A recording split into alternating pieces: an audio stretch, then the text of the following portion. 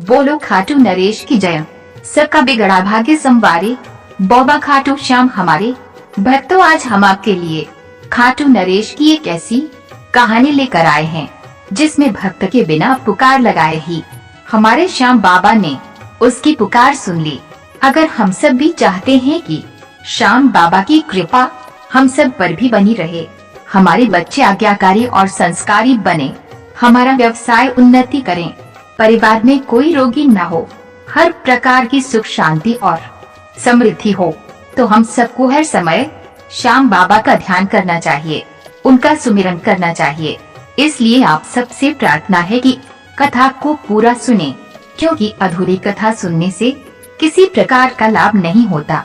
तो चलिए बाबा श्याम का ध्यान लगाते हुए कथा को शुरू करते हैं। एक समय की बात है, एक शहर में राजन नाम का एक व्यक्ति रहता था। वह सिलाई का काम किया करता था।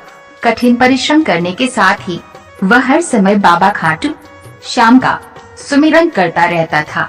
वह हर आने जाने वाले का जय हो बाबा खाटू श्याम की कहकर अभिवादन करता।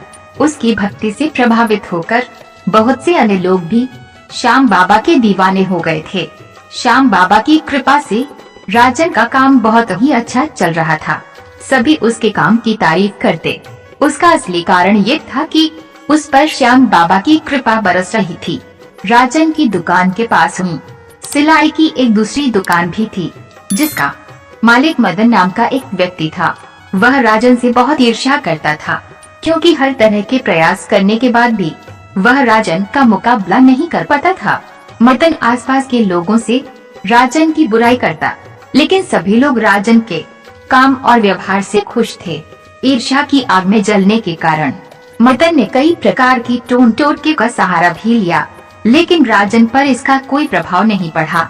एक बार रात के समय मदन ने राजन की दुकान में चूहा छोड़ दिए, जिससे वह राजन का सारा कपड़ा काट दे। लेकिन बाबा खाटू श्याम ने चमत्कार दिखाया और उन चूहों ने कोई नुकसान नहीं किया और सुबह दुकान खुलने पर आराम से वहां से चले गए। इतना सब देखने के बाद भी मदन बाबा खाटू श्याम के चमत्कार को समझ नहीं पाया और उसने अपनी अगली चाल चली। वह रात के समय चोरी से राजन की दुकान में घुस गया और अपनी कैंची से राजन की दुकान में सिलने के लिए आए कपड़ों को उल्टा सीधा काट दिया। अगली सुबह मदन बहुत खुश था, क्योंकि उसे पता था कि आज राजन की दुकान में हंगामा होने वाला है। लेकिन एक बार फिर श्याम बाबा ने चमत्कार दिखाया और सभी कपड़े अपने आप ठीक हो गए। ईर्ष्या की आग में अंधा हो चुका मदन नहीं जानता था कि राजन के पीछे बाबा खाटू श्याम की परम शक्ति का सहारा है। थक हार कर मगर ने एक घटिया चाल सोची। एक रात जब सभी लोग गहरी नींद में सोए हुए थे, तो मदन रात के अंधेरे में राजन की दुकान में गया और उसकी सिलाई की मशीन चुरा ली। जब सुबह राजन अपनी दुकान पर आया तो मशीन को चोरी हुआ पाकर थोड़ी देर के लिए दुखी हुआ, लेकिन फिर इस घटना को बाबा श्याम की मर्जी मानकर शांत हो गया। राजन फिर से बाबा श्याम की भक्ति में लग गया और उनका पूजन और सुमिरन करने लगा। राजन बाजार गया और किराए पर एक सिलाई मशीन लेकर आया और अपना काम दोबारा से शुरू कर दिया। दूसरी तरफ मदन अपनी इस घटिया हरकत से मन ही मन खुश हो रहा था। लेकिन कहते हैं ना, जिस तरह एक भक्त कभी भी अपने श्याम बाबा को भूलता नहीं है, उसी तरह हमारे श्याम बाबा भी कभी अपने भक्तों को नहीं भूलते। एक सुबह जब मदन सोकर उठा तो उसे अपने उल्टे हाथ में पीड़ा होने लगी। उसका उल्टा हाथ सुन्न पड़ गया था और उसमें सूजन आने लगी थी। मदन ने कुछ घरेलू उपाय किए, लेकिन उसे कुछ लाभ नहीं हुआ, तो वह नगर के एक डॉक्टर के पास गया। मदन ने देखा कि डॉक्टर के क्लिनिक में बाबा खाटू श्याम की एक बड़ी तस्वीर लगी है। वह समझ गया कि ये डॉक्टर भी श्याम बाबा का दीवाना है। उसने अपनी सारी तकलीफ डॉक्टर को बताई। डॉक्टर ने कुछ चेकअप करने के बाद उसे दवाई दी। कुछ दिन बीतने पर मदन को अपने दर्द में आराम आने लगा, लेकिन जब एक सुबह मदन सोकर उठा तो उसके सीधे हाथ में भी वैसा ही दर्द होने लगा।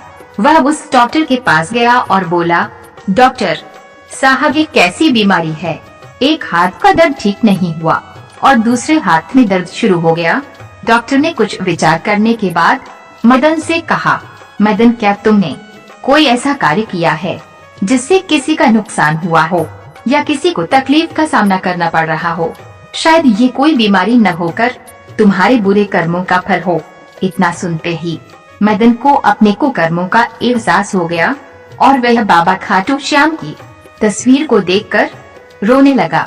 डॉक्टर बोला, मदन, घबराओ नहीं, हमारे श्याम बाबा बहुत दयालु हैं। तुम अपने कर्मों को सुधारो, बाबा तुमसे प्रसन्न हो जाएंगे और तुम्हें क्षमा कर देंगे। अगले दिन बिना संकोच के मदन राजन की दुकान पर गया और उसे सारी बात बता दी। साथ ही राजन की सिलाई मशीन भी उसे वापस कर दी। राजन बिल्कुल भी नाराज नहीं हुआ और उसने मदन को बाबा खाटू श्याम की महिमा का एहसास दिलाया। अगली सुबह जब मदन सोकर उठा तो वह पूरी तरह ठीक था। ऐसा लगा जैसे मानो उसे कुछ हुआ ही नहीं था।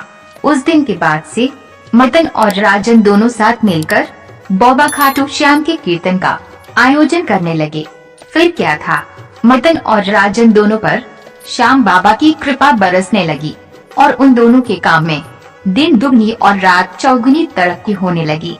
देखा भक्तों, किस तरह बिना पुकारे ही हमारे श्याम बाबा ने अपने भक्त की पुकार सुन ली।